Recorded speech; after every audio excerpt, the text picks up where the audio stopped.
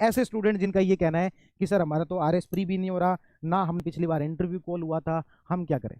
हमें तो सर ऐसा लग रहा है कि हम जो तैयारी छोड़ दें। सर हिम्मत ही टूट गई है। 2-3 अटेम्प्ट से लगातार तैयारी कर रहे थे, बहुत मेहनत कर रहे थे, तो भाई ये बात मैं आप बहुत अच्छे से समझता हूँ। एक जो स्टूडेंट है वो जब लगातार 2-3 अटेम्प्ट में उसका किसी भी एग्जाम में किसी भी तरीके से किसी भी स्टेज पर जब सिलेक्शन नहीं हो रहा होता है, उसके ऊपर क्या बीतती है ये मैं बहुत अच्छे से समझता हूँ।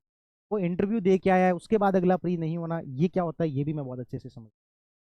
तो ओवरऑल बात ये है कि जब आपको लग रहा है कि मैं अब इस तैयारी को छोड़ ही दूं क्या, मेरे ऐसा लग रहा है बस की बात नहीं है, मैंने खूब मेहनत की थी सर, पर फिर भी सर मेरा तो इस बार नहीं हो,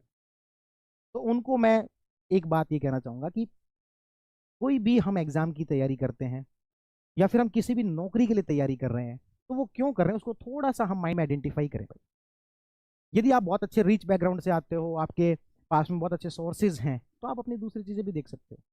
लेकिन अपन मिडिल क्लास फैमिली से आते हैं, हमारे परिवार की जरूरत है कि हमें नौकरी तो चाहिए ही चाहिए। परिवार वाले भी कहीं ना कहीं हल्का फुल्का प्रेशर बनाते ही हैं, हालांकि हालांकि वो हमें क्लियर ना कहते होंगे, लेकिन हल्का फुल्का हाँ भाई कोई दूसरा एग्जाम दे ले, ऐसा बीच बीच में तो कहते ही हैं, थोड़े बहुत टोंट तो लगा ही देते हैं।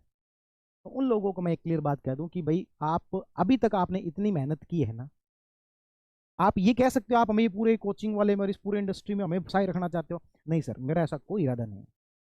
लेकिन मैं आपसे इतना कह रहा हूँ कि यदि आपने पिछले 3-4 सालों से मेहनत की है, तो 2025-25 में और कर लो, क्योंकि इसमें बहुत अच्छे अच्छे एग्जाम आ रहे हैं।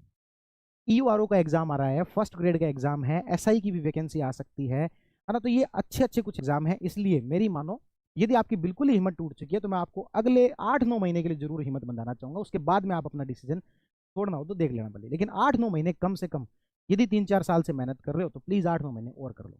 2025 में बहुत अच्छी अच्छी वैकेंसी आ रही है, और कई बार कई जगह पर चीजें ना होना वो कैसे हमारे लिए वरदान साबित होती है ये भी हमें नहीं पता लगता। जब आरएस मेंस का रिजल्ट आया था तो मैंने एक कहानी शेयर की थी, आपको याद होगा कि किस तरीके से वो एक जो राजा था वो जंगल में गया और उसका अंगूठा कटा हुआ था, वो कैसे उसको बाद में पता लगा कि फायदा हुआ। अब मैं उसी कहानी को बार बार रिपीट करूँ तो आपको लगेगा कि हर टाइम सांत्वना दे रहे हो, लेकिन मैं फिर भी कह रहा हूँ कि बहुत सारे ऐसे कैंडिडेट होंगे जो आरएस मेंस लिखेंगे लेकिन इस जाल में फंस जाएंगे, इस चक्कर में ना तो ईयूआरओ की तैयारी कर पाएंगे ना फर्स्ट ग्रेड की कर पाएंगे,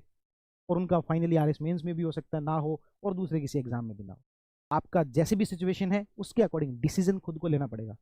किसी दूसरे के ऊपर आप ना तो डिसीजन को टाल सकते, ना किसी दूसरे पर ब्लेम डाल सकते कि उसने मुझे ऐसा कह दिया। अरे भाई आपकी समझ कहाँ गई हुई थी, उसने तो आपको एक दिशा दिखाई थी बस कि ऐसा किया जा सकता है।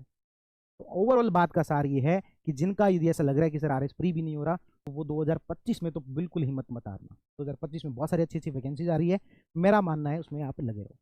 और यदि किसी का फर्स्ट अटेम्प्ट था तो भाई उसको तो लगना ही लगना है, उसमें क्या सोचने की बात है। आप जिस